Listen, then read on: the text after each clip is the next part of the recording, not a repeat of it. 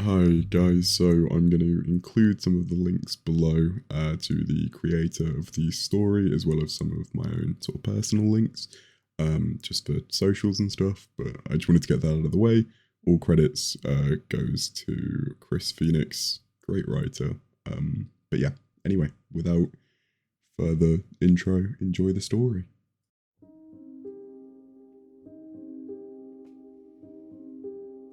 Forgive the length of this message. This is the first and possibly the last time I'll have access to a computer, so I thought I'd better write all this down while I still can and get it out to those who should know. I'm leaving town. I don't know where I'm going. I'm just getting as far away as I can.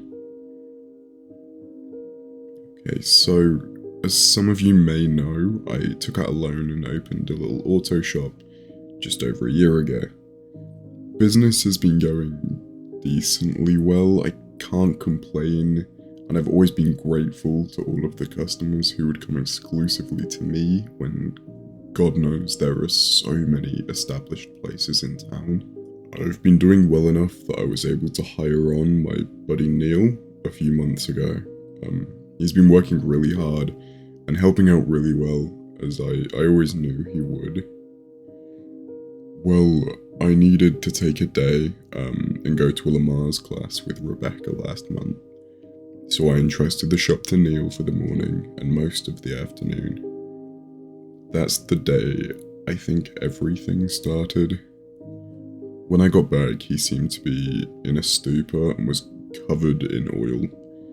He'd even got some smeared across his face as if he'd tried to drink it or something. But I told him to go home and clean himself up because we had no clients in at the moment, and I could take care of anyone who came in for the time being. He came back 45 minutes later, but he was still much quieter than usual. He worked as well as he ever did, but something just seemed off about him. I asked him if anything had happened while I was out, and he just stood and shook his head. I asked how many clients we had, and he just muttered something unintelligible. I asked him to repeat himself, and he turned and glared at me. And for the briefest moment, I could have swore his eyes appeared to just be completely blank. No iris, no scrella, just utter consuming blackness. I stumbled back and bumped a shelf, knocking some things down, but when I looked back at him, he was still looking at me. He didn't seem to be hatefully glaring the way he had before. He just seemed kind of out of it.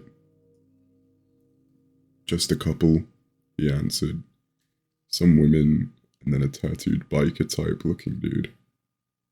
I assumed one of them must have asked for an oil change, and that's why he spilled it, so I asked if there was any trouble, and he simply shrugged. I had looked around the garage while he was gone, and I saw no traces of an oil spill. So whatever had happened, he must have gotten it all on himself, and none of it anywhere else, miraculously. But he seemed reluctant to talk about it, so I didn't press the issue, and we just carried on work throughout the day. That day and the next were relatively normal, other than him still being awkward and quiet. I asked him if he'd like to go out and get lunch while I tended to the shop, and he just replied, sure.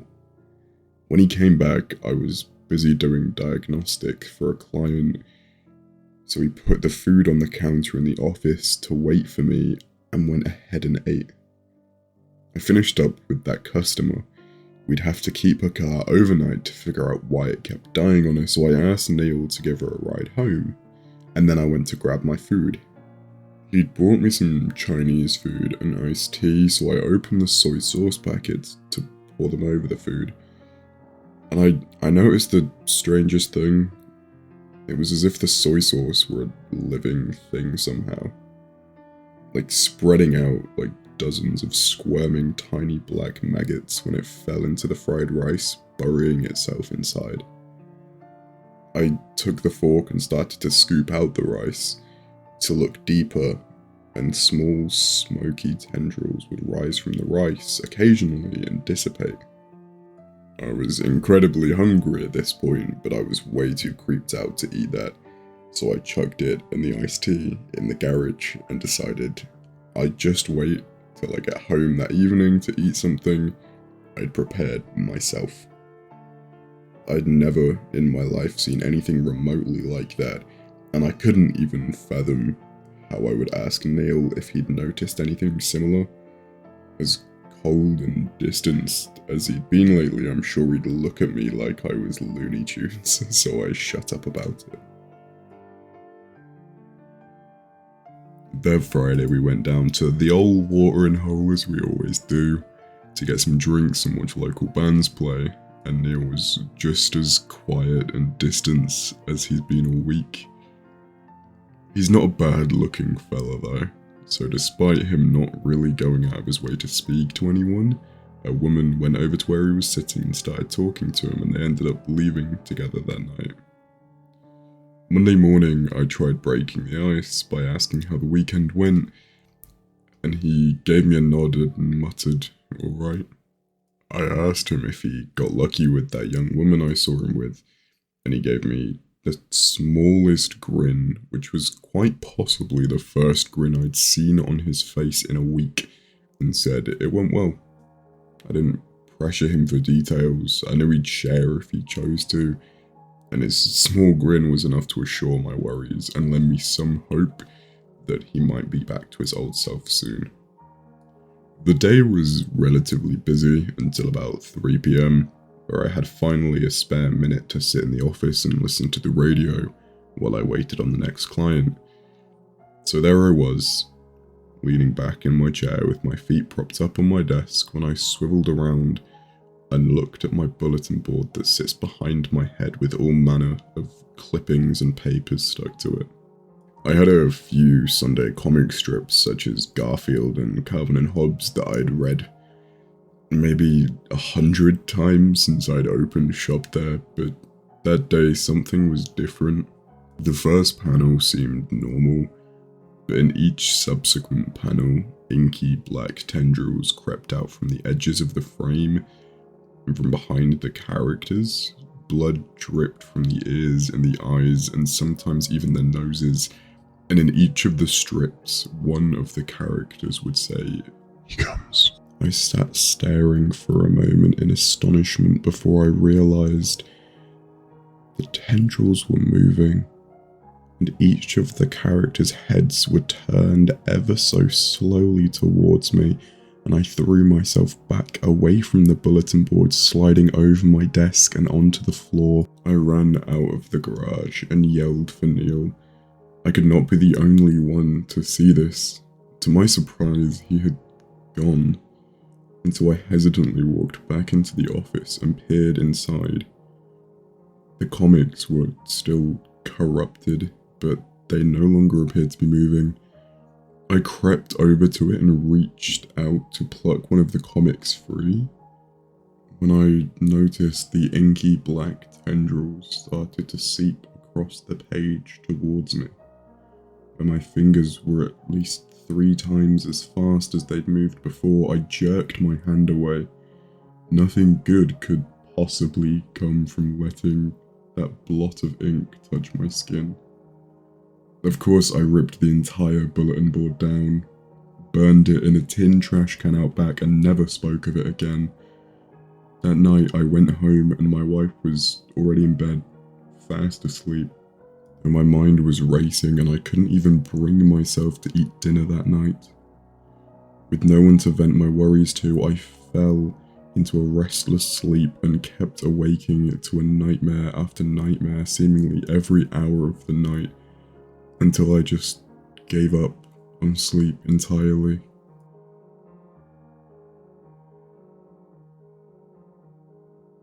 That Friday, I went to the bar again, even though my wife can drink, being pregnant and all, and Neil wasn't really fun to hang with anymore. None of my other friends could seem to be reached. I just needed to get a good buzz and start feeling better. After drowning a couple of beers, I excused myself to the restroom when I noticed I was more inebriated than I'd estimated. So I leaned over to the sink to splash some water on my face, and that's when I heard it. Like a sheet of fabric being dragged across the floor, a voice rasped ever so quietly out of the drain. It sounded like a prolonged exhale for the longest time, until I finally recognized the words hidden amongst the vowels. He comes. Cracks appeared in the porcelain, snaking out from the ring around the drain. At least they looked like cracks at first, but after a few seconds I recognized them as those same tendrils of corruption I'd seen in the comics earlier that week, sneaking their way slowly along. I stumbled backwards out of the bathroom door and right into someone's chest. I turned around and stared up into the pitch-black eyes of a 6.5-foot bike with tattoos covering every piece of exposed skin besides his hands and his head. I stumbled quickly away from him, and his pure evil, piercing glaze followed me as I retreated through the bar. It felt like a dream, where whenever you're running for your life, it feels like you're running through quicksand.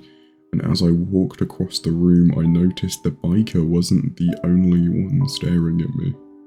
It seemed every pair of eyes in the place were focused on me, and more of half of those eyes appeared perfectly black, with no hint of an iris. A few lips moved, and though I couldn't hear their voices over the jukebox, I could easily guess what they were saying. He comes. I didn't get a wink of sleep that night. I haven't been getting much sleep for the past couple of weeks, as a matter of fact, which I'm guessing those of you who have spoken to me recently could have guessed. I keep seeing those pitch black eyes staring at me. I'm afraid everyone I see will turn and whisper those words to me, staring deep into my soul with that evil glare. Every time I go near a sink or go to grab a bite to eat, I'm afraid to see those inky, shaking tendrils squiggling towards me. Even my wife has seemed cold and distracted lately. And tonight, as I was driving home from work, struggling to keep my eyes open so that I don't drift into oncoming traffic, my cell phone rang, and it was Rebecca. She was on her way to the hospital to have our baby, and for the first time in 2 weeks, I was actually happy. She was in the labour room, strapped to a monitor when I got there. Watching for her contractions, she barely noticed when I walked in, but didn't seem startled when I sat down beside her and took her hand in mine. I tried talking to her, but she was unresponsive. And I was so tired I didn't even realise that I'd started to drift asleep until the nurse came in and moved her to the delivery room about half an hour later. I put on my scrubs and a hairnet and went with her to hold her hand and coach her through like they trained us in the Lamars when she started screaming and cursing. I was prepared for that, as well as her ever-tightening grip on my hand. But when I saw the movement in her tummy, my mind started to reel. The doctor said the baby was crowning and told her to push. I echoed his orders and she screamed at me with a voice that I couldn't begin to describe. When I looked down at her, she was staring up with those same eyes that I had seen on the biker. The same eyes that I thought I'd seen on Neil weeks before. I tried to jerk my hand away, but she maintained her grip. Black tar-like blood splashed the front of the doctor's scrubbed, but he seemed to pay no heed. When I looked at her tummy again, black veins seemed to stand out beneath her skin, pulsating. She continued to stare at me, and she was no longer screaming, just grinning, those obsidian eyes boring into me.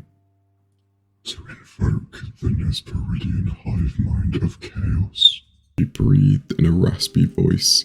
He who waits behind the wall. The doctor continued as he stared down at the child.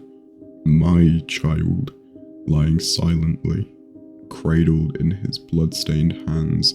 He looked up and raised the baby, and it appeared to be covered in oozing, inky black liquid, much like the one that had covered Neil a couple of weeks prior. It did not cry out, but it was alive, and it moved when he held it up. When his eyes opened, they were as black as my wife's, as black as the doctor's. In unison, they all breathed his name. Zalgo. I ripped my hands free of my wife's iron grip and stumbled out of the room, barreling into the nurses passing in the corridor just outside. When I stood up and looked back into the room, I could see the inky black tendrils seeming to extend from the doctor and my newborn across the floor to where I stood. I turned and ran down the hall to the elevator and slammed my fingers into the buttons. When I looked back, the tendrils had come into the hallway, yet no one seemed to notice until it slithered over their feet, up their legs, at which point they abruptly stopped, turned and looked at me with those same obsidian eyes. I abandoned my effort to call the elevator and broke into a panicked run from the stairs. I ran down the 15 flights all the way to the lobby and tore ass out into the parking lot. I hopped into my car and started driving. I didn't know where the fuck I was going, I just had to get the fuck away from there. I don't know if I'm going crazy, it certainly seems like it, but I can't be around anyone I know anymore. They all have those same eyes and those same dead stares, and even my child. Oh God, my child. I still saw those eyes staring at me from the cars beside me, and by some strange coincidence, the same biker from the previous Friday night at the bar had pulled beside me an hour away from the hospital and followed me for what must be nearly 2 miles. He turned to stare at me, grinning. I couldn't see his eyes through his sunglasses, but I knew it was the same guy. His tattoos seemed to move of their own free will. The flaming skull on his right bicep began bleeding from its own eye sockets, and as soon as I could, I slammed on my brakes, allowing him to fly past me as I swerved to my left and I did a U-turn. I think I lost him. That was about an hour ago. I'm at a motel 3 hours from town, the first place I found that had free Wi-Fi, and I'm tired and I'm shaking and my hand itches where my wife's nails scratched me. I honestly don't know what to do or who I can turn to. This story sounds insane and I'll probably be institutionalized, and I'm not sure that wouldn't be the best thing for me, but I can't bear to look into those eyes anymore. Every time I see someone new and they stare at me, I start to panic because I just know it's out there looking for me, wherever it is. And even when I lay down and start to drift off to sleep, I hear those words.